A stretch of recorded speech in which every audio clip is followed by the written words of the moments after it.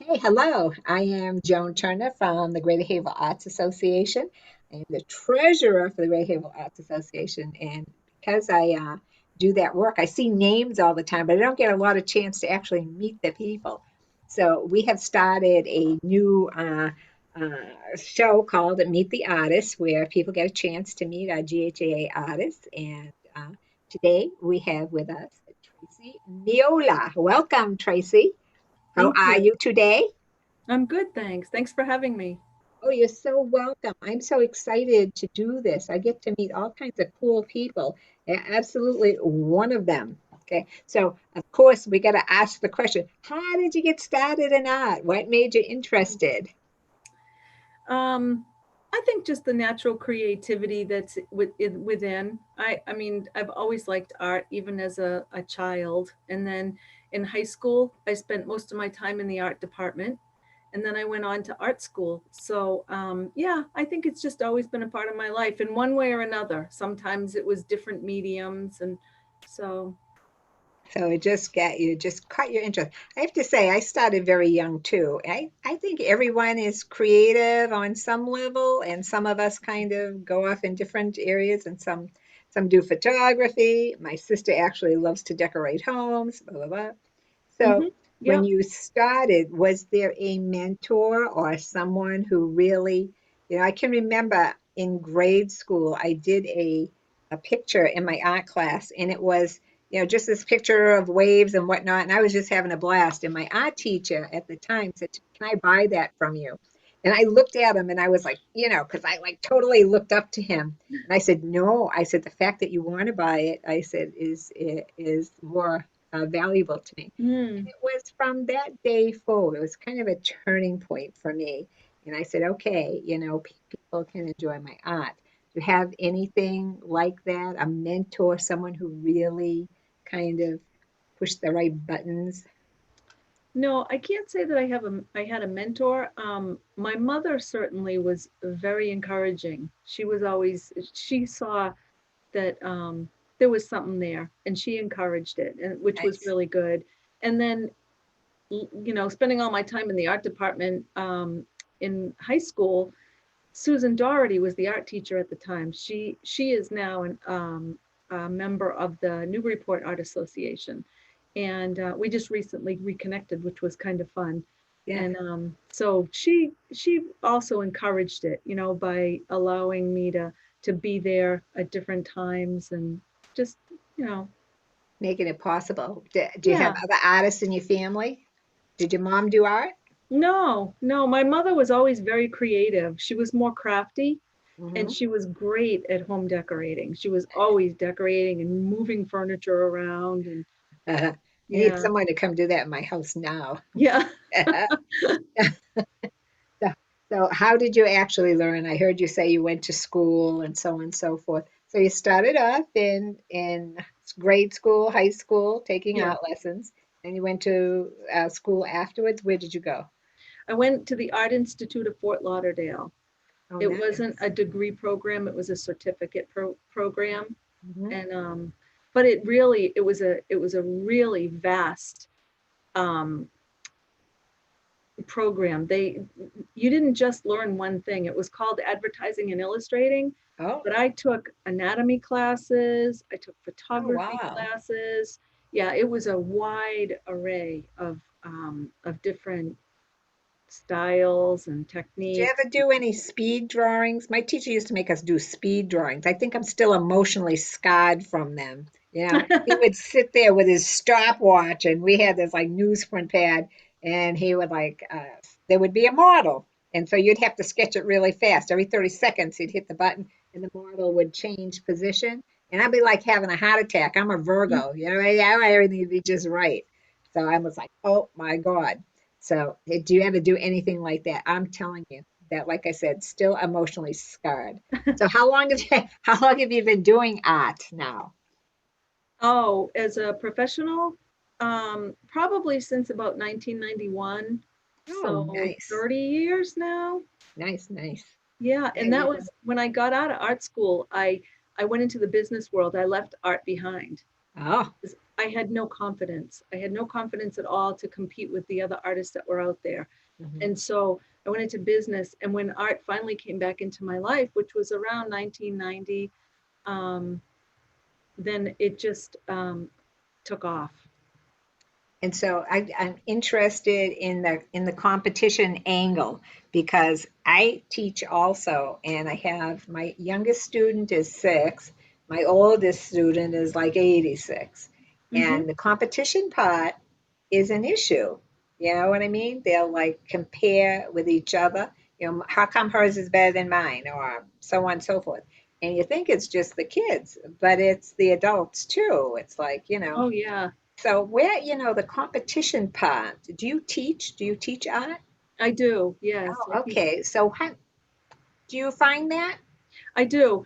And I think the biggest thing is just trying to get people to understand that they don't write the same, so they won't paint the same, they won't draw the same. You Oh, know that's that great. we all have our own style, and you have to get to a point where you accept that and you enjoy it instead of thinking measuring yourself against somebody else, which is where I finally came. Good, good, good.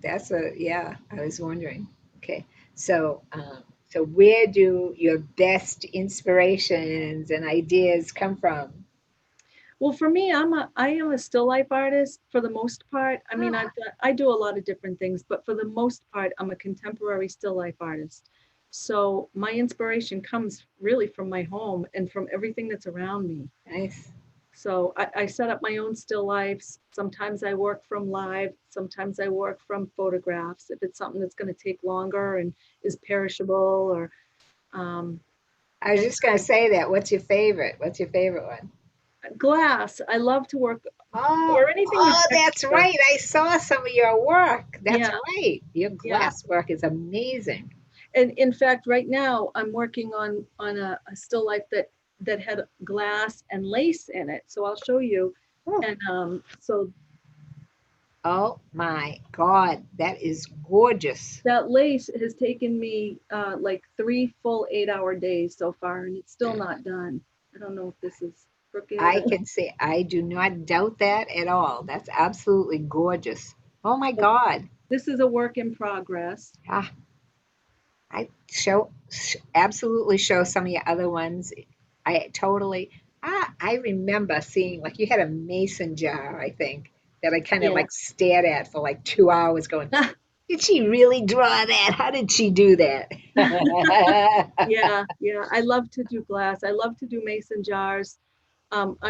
In that particular painting, it's cut glass. It's a sugar bowl, Yeah, and so that's kind of different or new for me. But yeah, I like to do things that you can really zero in on detail. It's an odd thing. I know that most people like to get away from that, but I'm fascinated with detail. yeah, no, me too. I love the detail in there. Mhm. At what medium are you working in? I work in acrylic. Oh, it It, is acrylic. it's fluid acrylic. Um, so because I have a technique of adding a little bit of water to my paints and then painting in layers. So that's why the lace has taken me so long, because there's probably 15 to 20 layers on there already. Really? Yeah. Okay, so now I gotta know. Never mind the interview. Tell me what about the layers? So now you're doing this with lace. So you're drawing it out first. You're Yes. giving yourself some guidelines. Yes. So when you say you're layering it, you're starting out with white and off white and watering it down. Tell me Well, I how actually you do start with a that. medium value. I start in the middle Medium. value of Okay. whatever's there. And then I build the darks so that I can get all of my dark layers in first. And then I go back and I'll add the lighter, start building some of the lighter values with lighter layers. And then a lot of times I have to go back and add a little bit more of the medium or the mid values back in. Okay. So it's a lot of back and forth process until it gets to that place. And from what I understand, a lot of the old master still life artists, they worked in oil, but they did the same thing. They did a lot of layers. Layering. Yeah. Absolutely. Oh, that's amazing to me. That looks like you could pick it right up off are you working on canvas boards? What are you working on? I work in both canvas and panels, but this is a panel. When I do something that's really, really detailed like that, I don't want to mess with texture from a canvas. So Okay. I use the gessoed art boards. Oh, okay. They're Do you, nice and smooth. they're nice and smooth. So do you re-gesso over them? I don't, but I'll put a couple of layers of paint first, Oh, just like the background color or a medium gray or something, just to get a color on there. that is so cool. I want to see you do it. We're gonna have to talk to Maureen and see if we can get you to do a demo. Would you be Sure. willing to do that at some point? Yeah. Yeah, yeah. Oh, I actually did it one year at the Festival of Trees. oh, you did. Yeah. Oh, okay. All right. I'm gonna keep that in the back of my head. So, what's the best, most fun thing about art for you? Is it the teaching? Is it the creating? Hmm. What's the funnest part about art for you? Um, I don't know. I don't know what I would consider the funnest actually. I You like like the whole teaching. thing? Yeah, I think maybe that's the key is that it's such a variety. You're not stuck in one thing all the time. I'm Hmm. going from teaching to being at art shows to being alone. So and setting up still lives. I mean, there's such a variety of aspects to it that I enjoy that. You don't get bored. No, not at all. And I find students keep me very well-rounded, if you will. You know, Yeah, it's like yeah, it's like people say, "Do you ever get like an artist block?" I'm like, I said the students do all kinds of crazy things, and I'm like, "Oh God, I want to do that too." yeah, So yeah. I so I definitely go through cycles where I want to paint or draw, blah, blah, whatever it might be. But an Mm. artist block, probably no, But so, do you do other mediums besides acrylics? Yes, I paint with watercolors and I will do not, I don't do detailed work with watercolors though. That's my more impressionistic style, I guess, if you could even call me that in any way. My loosest style, I guess, is watercolor. And I also work with graphite. I actually do like these little graphite drawings and then I turn them into cards. I have a couple here. Cool. So, Hold it closer. they're in Just cellophane, so I don't know if they're oh yeah, I can see them. so that's that one. And then this is another little one that I did. Oh my gosh. I just I just do the graphite drawings and then they become cards. Okay, so you have them printed. You print them yourself. The cards I print myself. They come out really well on the computer. Hmm. If Okay, when I so do that begs the question. Everyone out there is going to be going, okay, so what kind of ink, what kind of printer, what's the best paper, blah, blah, blah. What do you do about envelopes? So see, you just opened up this whole big. um, I just use my regular inkjet printer for the cards because they're so small that and I buy a really good quality stationery paper. And that's what makes it look more like a high quality product. And it Oh, is actually a high quality product because it's a nice. card. You're just going to send it to somebody. You know what I mean? So um, when I have prints done of my paintings, I have them done by a printer. Right, printer. Yeah, Yeah. same here, same here. Oh, that is totally, totally awesome. So the best thing is everything. What's the worst thing? What do you find, is it monotonous what's the worst part of it? I don't know if you're going to say there's a worst part. I don't clean up, set up, I don't know. What's the worst part of it? Um, I think I don't have a lot that I could say is the worst part. I think that maybe one thing is spending a lot of time alone, which is a positive. I enjoy being alone, but some days there are times when I think, boy, I wish I had somebody else that worked in the studio just to talk to or to bounce ideas off of. Or So is this a home studio or you have what kind of studio? Home studio? yeah, it. I have a unique situation. I have my own studio gallery on my property we have a commercial Nice. property with a house. It's a house and a business, Uh-huh. and so the studio has its own building, and so I have the gallery out front, and the studio is in the back part of the building. Nice, nice. Okay. So pandemic, I got to ask the question, how's that affected you? The pandemic has not been good. Yeah. It hasn't. I mean, it chased my students away at first. I have most of my students are back, or not the same students. I have the same time slots that I always wanted to have filled. I have filled. Some students are still not. They're just not ready to come out. I And have a couple like that myself. yeah, They're afraid. They're afraid. Um, right. are they wearing masks in the studio? Do you have them wearing masks? Or Yeah. I find that we have kind of enough distance. I'm actually in the studio and I have a big 8 foot kind of table, so we're able to distance relatively well. So, I I left it that they were to allow them to do what they're comfortable with. good for But you. right now, with the uptick in cases, Hmm. we most of them have requested that we wear masks. So we wear Masks. masks. Okay. Yeah. Well, like you said, everyone kind of has to stay within their comfort zone. Yes. Like I said, I have an elderly student who actually, she has been a student for like 20 years. At this point in time, she's kind of housebound.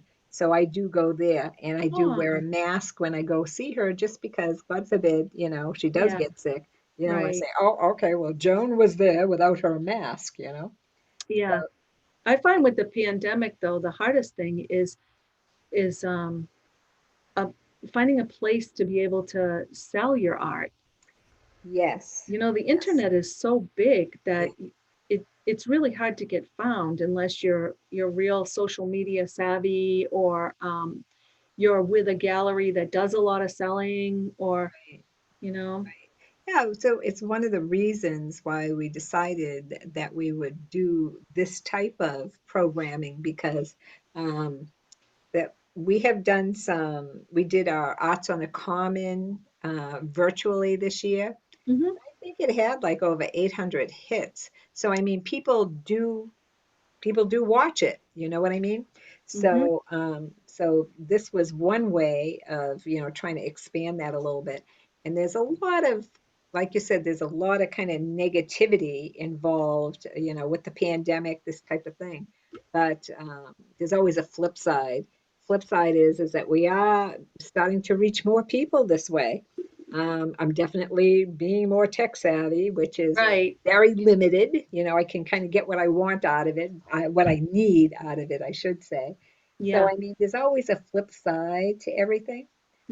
Yeah. Do hmm you have other artworks with you that you'd like to show? yeah, I have a couple here. This one is a print of a larger painting that I did, but you had asked what one of my favorite pieces of Yeah, art is, and so this is this it. Oh, I got to get closer, closer. so this Oh is my a print, God. and Oh my God, that's a print. Oh my, yeah, that looks like a photograph. That looks like a photograph, my dear. That and is beautiful. that's a print of one of the painting. The painting's really large, and and then I brought this over because I for a long time I painted a whole lot of cupcakes. People kind of at one point had known me as the cupcake lady, so I figured I should show you a Oh cupcake. my God. You are a detail nut. Yeah, yeah. That is good enough to eat, my dear. That is absolutely beautiful. And then this is one that represents the glass that I do. I This is just one that I just finished, so I thought this would be. Let's see. Oh my God. That's unbelievable. That's So unbelievable. that's the Oh glass my part. God. Yeah, that's unbelievable. That is absolutely gorgeous, gorgeous. So is that those bottles, that glass work, is that also done in layers, like your Yeah, lace yeah, yep. and in Nice acrylics? thin layers. You have to work on what's inside the glass before you actually work on the glass. That's right. Work from the back forward, right? That's right. Yep. That's right. That's right. Mhm. Oh my God, that those are absolutely gorgeous, Thank gorgeous, you. gorgeous. Thanks.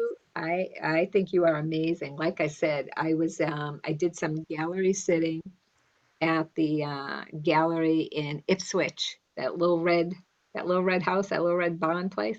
And I think I stood and stared at your picture for a good hour. And I'm like, did you really do this? Let me look here. And I'm looking. Absolutely fantastic. You are an amazing artist, my dear. No, thanks. You are so welcome. So have you ever experienced a slump or a block in your Maybe not a block. I think more of just a I I almost hesitate to say it, but a boredom. You know, you get to a place where you just need a break. yeah, oh, okay. I think that it's more that than a block. I think, you know, I can push myself and just keep painting and painting, but I do reach places where I have to have a break and I'll take, you know, and a lot of times what happens is you have a hard time getting back into it. Like if you when you take the holidays off, you know, Oh, when you're busy with your shopping and everything else that comes with the holidays, um, then you try to get back into painting. It's not, you know, it's not always the first thing that you want to do, and so that's when you really have to push yourself. But yeah, I think more than a block, it's just sort of either struggling to get back into it or getting bored and needing a break. yeah, it's almost like a distraction. It's like Yeah, yeah, you're doing something and you're very focused on it. Now something pulls your focus away, so your focus is in the other area. So yeah. do you have like a lot of commissioned work? I actually probably shouldn't say this, but I'm not really crazy about commissioned work because because it always has a deadline, and you're always trying to intuit what's in the customer's head, if you will. So, Yeah. uh, I do commission work, and yes, I've had off and on, I've had, you know, enough of it. But that is the hardest part. I don't mind the deadline as much as I mind that trying to figure out what it is that they're thinking.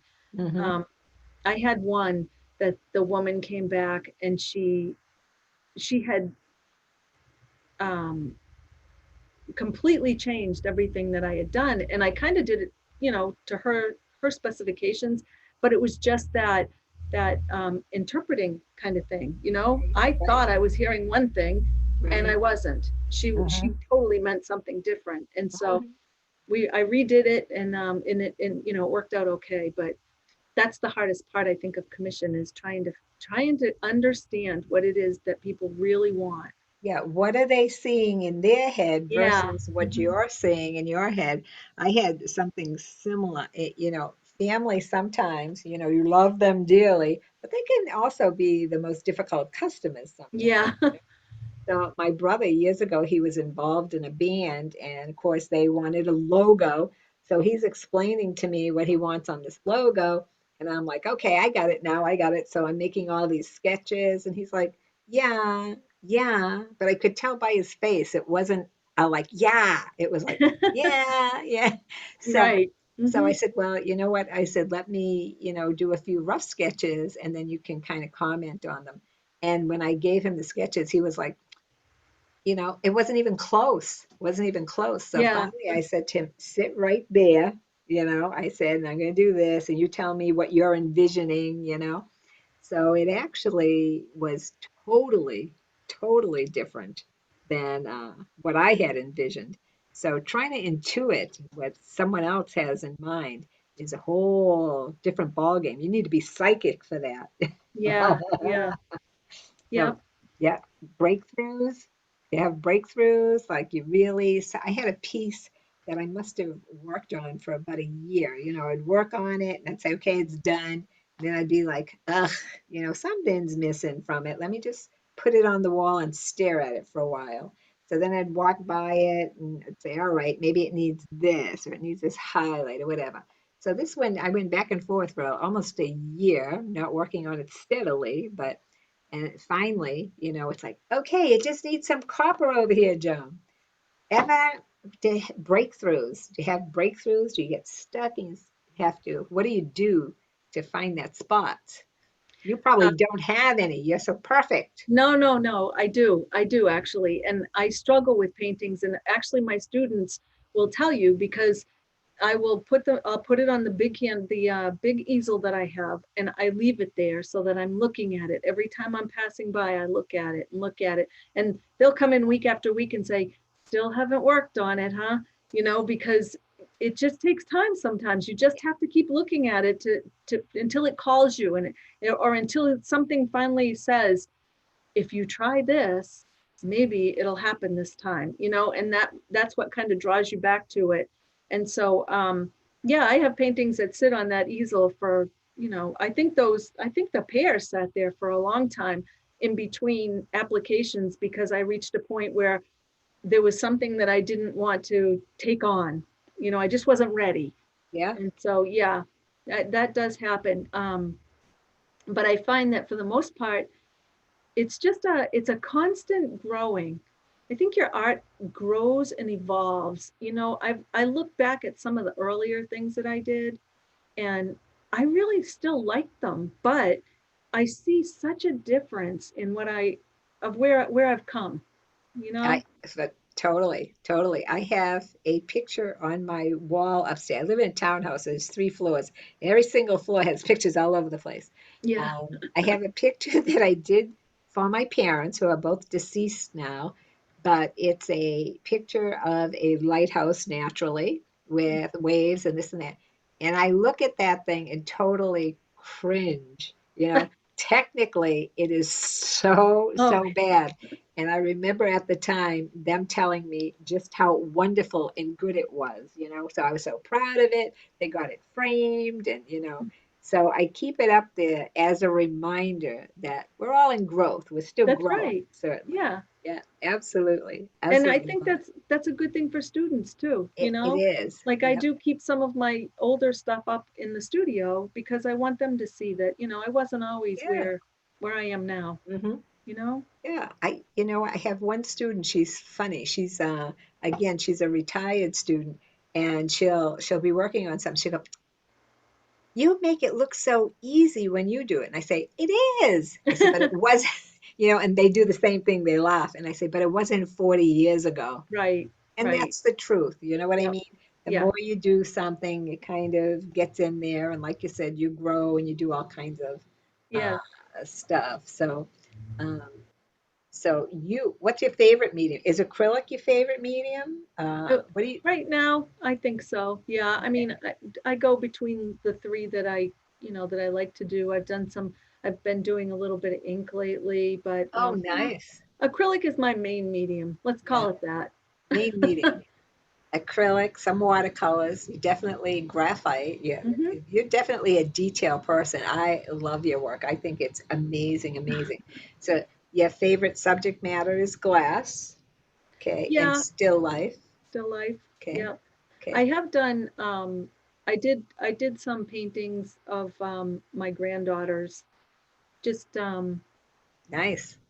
because I wanted to, you always have to challenge yourself. You have to get outside of your norm Your every now comfort and zone then. a little bit. So I did that, and that was fun. I enjoy doing breaking away from the norm every now and then. But Yeah, when you're doing it as a professional, and like right now, I'm getting ready for a solo show in Newburyport in nice. July, and because my paintings take so long to do, I have to start now to get ready for that show, or I won't have enough. And so I don't really have time to just dabble and have fun a lot. No, I guess not. I guess not. But it really, truly, truly pays off. So you put a lot of work into your art. What, in your opinion, makes an art piece good? Like if you look at something, what makes a successful art piece? What Hmm. does that mean to you? For me, it would be something that draws people in, something that, makes somebody stop and take notice. Makes Um, think, feel a certain thing. I always say a painting or a picture, anything, should make the person feel something, even if it's not what you originally intended. It should make you feel something. yeah. Yeah? And I agree. And I think with my art, most of the time, it's a feeling of nostalgia. Oh, my mother Definitely. had one of those, or, Definitely. we have one of those in our house, or whatever. It's the nostalgia with me. Like, Yeah. especially the mason jars. The mason jars, everybody seems to relate to. Absolutely. Absolutely. They are totally. So, an up and coming artist, what's your advice? How do they get as good as you? I mean, practice, practice. And you know what? There's a difference, I think, between repetition and practice because people are like, oh, just keep doing it, keep doing it. Just create art as much as you can. But what advice do you have for up and coming students? I think the biggest thing is learning to enjoy your style. For years, I've gone to art shows and really marveled at impressionism and abstract, and how come when I get in my studio I can't do that? Why can't I be more loose? And I've gotten to the place where I realize, because that's not what I do. It's not what's in me. The art that's in me is more. Um, it's more tight, it's more detailed, it it's more realistic. A Not very, realism, I guess, is what I want to yeah, say. yeah. Everybody's art is realistic, but yeah, I think the best advice is just go with what's in you. Don't fight it. Don't be wanting to be somebody else. Right. And just kind of acknowledge yourself and your talents and develop those. Yes? Yeah. Yeah, exactly. I, Yeah. I agree. I agree. So most people only see finished products. Tell us what goes on behind the scenes, which you kind of already did. But again, what's the best kind of acrylic paints to use? If you were going to kind of give someone some tips, some people are already using acrylics. A lot of people actually use acrylics. Do you have a favorite kind of acrylics? When you're watering down your acrylics, how do you know how much water to put in them? I always get nervous when students start watering down their acrylics, and then they're trying to put them over like five layers of other, and they ended up with all these hot spots. I call them hot spots. Mm. So, Ed, what's the best kind of acrylic? What kind of brushes do you use? Well, Dish, spill the beans, woman. I definitely have a specific style and technique of painting. And that's pretty much what I teach. Um, I actually have taught a few people that aren't as prolific in my style, but there's still lots to learn. You can still learn values and just art principles. Well, And how important is the grade of the paint? Now, I have my own thoughts about that, but for people listening, how important is you use artist grade material? What's your favorite kind of acrylic, and how important is it that we get the best you can afford here? okay. Um, I think for learning, I don't think you have to have the best grade of acrylic. In fact, I supply the paint for my classes, and we use a real low grade. It's just like a craft paint. Oh, Um, okay. for my paintings, I use the Golden brand, but I Okay. also use a brand that's called Atelier. It's from a company called Chroma. Oh, okay. And so Which I means, think that okay. what you have to do is you have to experiment. You have to play and see what works best with the style that you're going with. Those paints are good for me because of the techniques that I use. I have a really fluffy brush that I use that looks like a makeup brush, like a blush brush. Uh-huh. And so I put the water on my painting first, then I apply Oh, the paint, and oh, then I use that soft, fluffy brush yeah. to move the paint so Oh my that it, God, we definitely need a demo. I want to see that. yeah. So, They use a so, fluffy, wait, okay, you like blowing my mind away here. So you have this canvas panel and you're putting water on it and then adding paint and yeah, then using a fluff brush to I do use to what? To what are you doing with that brush? it moves the paint, but what it does is it keeps you from having a hard edge. It takes the hard edge off Oh, of of the paint that you're applying so How that you much don't have, water? A lot of water? um, it's just it's like you use a wet brush and you use the wet brush on the surface. So it's not drippy. It's just, Okay. it's glistening wet. That's all. Okay. And then you put your paint down and then you use the fluffy brush to move it. The water is the vehicle that helps you to move the paint. Wow. Yeah. It's, Wow. it's just something that I've kind of grown to, Did you make that up?